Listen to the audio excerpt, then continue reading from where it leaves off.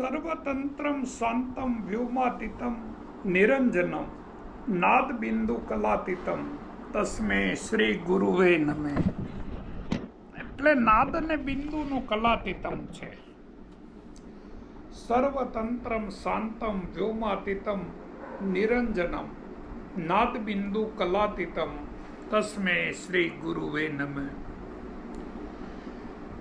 ગુરુ શિષ્યને એવું કહે છે કે જ્યારે તારો જન્મ થાય છે ત્યારે પરમપિતા પરમાત્માએ ઇન્ફોર્મેશનનું જે પેકેજ છે એ તને ગોડ ગિફ્ટમાં આપી અને જ મોકલેલો છે.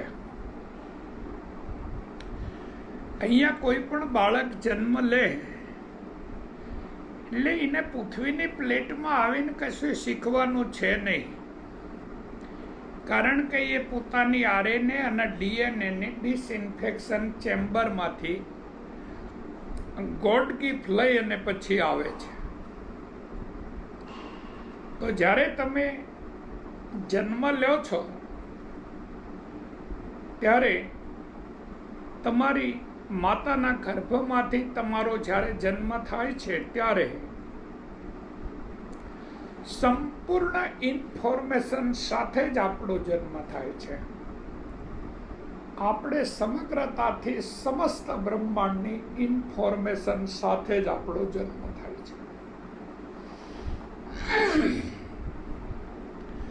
તો રેમ મેમરી, રોમ મેમરી અને પરમેનન્ટ મેમરી, આપણે રેડીમેડ આખું પેકેજ લઈ અને પછી જ આપણો જન્મ થાય છે. પરંતુ જ્યારે નાડો કાપવામાં આવે, જ્યારે આપણો નાડો કાપે ત્યારે આપણી જે પરમેનન્ટ મેમરી છે એ થવાથી ઉડી જાય છે અને પાછી વળી અને એ મેમરી આપણામાં કનેક્ટ થાય છે એ પેલા નાડો છે તેની ગાંઠ મારી દે છે, આંટી મારી દે છે. એટલે જે ઇન્ફોર્મેશન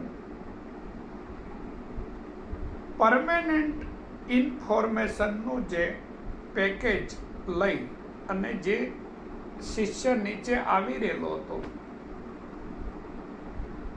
તેનું પેકેજ છૂટી જાય છે, એટલે મેમરી છે એ ઉપર જતી રહે છે અને જન્મ નીચે આવે છે. નાડો કપાવાથી કનેક્શન કટ થઈ જાય છે. એટલે જે આખા બ્રહ્માંડમાં જેટલી દિવ્યમાં દિવ્ય શક્તિઓ છે એ બધી 0 ડાયમેન્શનમાં રહે છે અને 0 પ્લાન્ટ છે. 0 પ્લાન્ટમાંથી જે મેમરી લઈ અને પરમેનન્ટ મેમરી સાથે જે જીવ આવતો હતો માતાના ગર્ભમાં, સમગ્રતાથી તેને ડિઝાઇન કરી sympathetic nervous system, parasympathetic nervous system અને ઓટોનોમિક નર્વસ સિસ્ટમ. તો પેરાસિમ્પેથેટિક નર્વસ સિસ્ટમ છે તેની ટોટલ મેમરી સેલમાં છે. હર સેલની અંદર જ્યારે આપણે બ્રહ્માના માનસપટમાંથી આપણી ઉત્પત્તિ થઈ અને એ ઉત્પત્તિ થઈ તો ઉત્પત્તિ શા માટે થઈ, તેનો રૂલ્સ અને રેગ્યુલેશન શું છે, તેની ડિસિપ્લિન શું છે, આઈડેન્ટિટી છે તમારી ડિસિપ્લિન. એટલે હર સેલમાં મેમરી છે. બ્રહ્માએ જ્યારે તમને જન્મ દીધો અને બ્રહ્માએ જન્મ આપ્યા પછી તમને આ ઓર્બિટમાં મૂક્યા તો અનંત જન્મો વીતી ગયા, અનંત જન્મો આપણા જતા રહ્યા, અનંત ખોયડાઓમાં જન્મ લીધો, અનંત ખોયડાના પરિવારમાંથી સંસ્કાર મળ્યા. એ ટોટલ સંસ્કાર સેલની મેમરીમાં છે.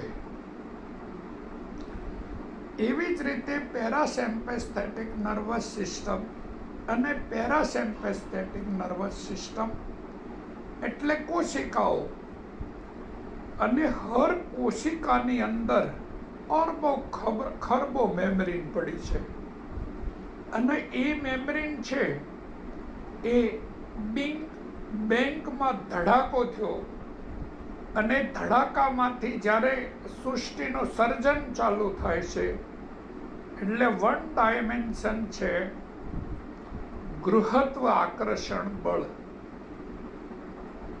આ વન ડાયમેન્શન છે. જો તમે ગુરુત્વ આકર્ષણ બળની પીએચડી કરેલી હોય તો તમને ટોટલ નોલેજ હોય. અને પછી બીજો લો ચાલુ થાય છે. એ લો છે ઇલેક્ટ્રોમેગ્નેટિક ફિલ્ડ, વિદ્યુત ચુંબકીય બળ. ઇલેક્ટ્રોમેગ્નેટિક ફિલ્ડ એ 2 ડાયમેન્શન છે,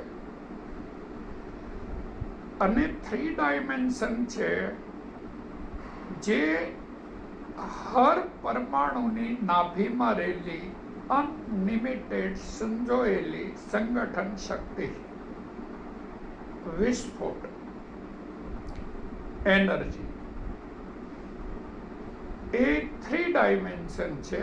અને 4 ડાયમેન્શન છે વીક બળ, સ્ટ્રોંગ ફોર્સ અને વીક ફોર્સ. વીક ફોર્સ પરમાણુના વિખંડન થયા પછી નાભીમાંથી ફેંકાતી શક્તિ. એ ક્વોન્ટમ છે, ક્વોન્ટમ મેમરી, જેનાથી આ સમસ્ત સૃષ્ટિ બનેલી છે, અને મારું બી સમસ્ત આખું બોડી બનેલું છે. તો એ જે ક્વોન્ટમ મેમ્બ્રેન છે એ પરમેનન્ટ મેમ્બ્રેન છે. એટલે એ મેમ્બ્રેન છે એ જેવી રીતે એક લજામણીનો છોડ હોય, લજામણીનો છોડ, અને લજામણીના છોડને આપણે આમ અડ્યા હોય તો શું થાય? લજામણીના છોડને અડવાથી સંકોચન થઈ જાય, એના પાંદડા છે એ સૂઈ જાય. તો એનર્જી ફોર્સ થોડો થડ તરફ ચાલ્યો જાય, ઉપરથી નીચે જાય તો સંકોચન થાય, અને પાછો વળીને મૂળભૂત સ્થિતિમાં આવે પ્રસારણ, તો પછી એ પૂર્ણ થાય. એવી રીતે જ્યારે આપણે માતાના ગર્ભમાંથી જન્મ લેવી અને પેલો નાડો કાપે ત્યારે આપણી જે પરમેનન્ટ મેમ્બ્રેન છે એ પેલી લજામણીના ઘોડે કાપી નાખવાથી આપણને એવો અહેસાસ થાય કે કોઈ આપણું ગરદન કાપી નાખી. હવે ગરદન કાપી નાખે કે નાડો કાપી નાખે, બે સરખું જ છે ને.